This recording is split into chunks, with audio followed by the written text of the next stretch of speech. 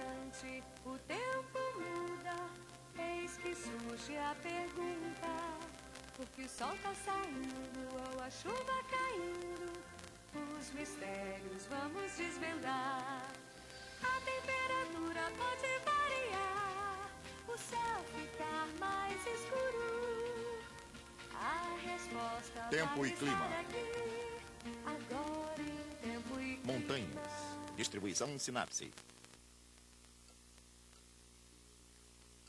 No nosso planeta, há acidentes geográficos, os chamados relevo de superfície. As montanhas são os pontos mais altos neste relevo. Atingindo a altura de 8.000 metros, este é o Monte Everest na Ásia, a montanha mais alta do mundo. A essa altitude, é quase impossível respirar, pois praticamente não existe oxigênio. Este tipo de clima é muito especial. É o mesmo para todas as zonas montanhosas, seja numa região quente ou fria. Nas montanhas, o clima é frio e úmido em todas as estações. Mas por que faz tanto frio?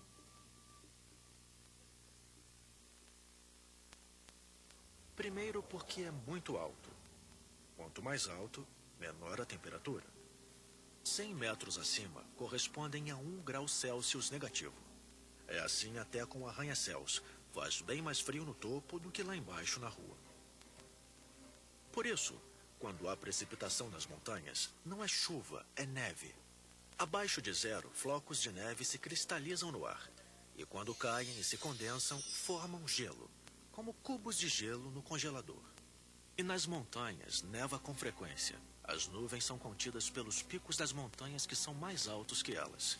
E a água que elas retêm cai como neve. Mas ela não derrete. E ano após ano, novas camadas de neve se acumulam e se condensam, criando gigantescos rios de gelo, as geleiras.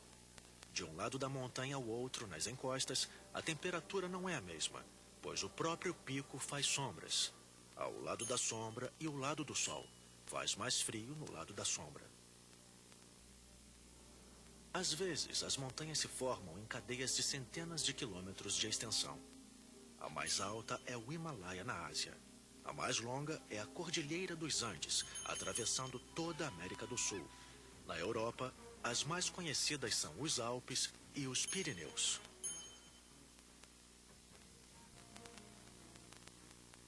As plantas que crescem nas cadeias de montanhas são diferentes das que crescem nas planícies. Elas têm que crescer rápido durante o verão. É a única época em que as encostas não estão cobertas de neve. As árvores têm que resistir ao frio rigoroso do inverno. Elas nunca são muito grandes, em geral pinheiros e bétulas brancas.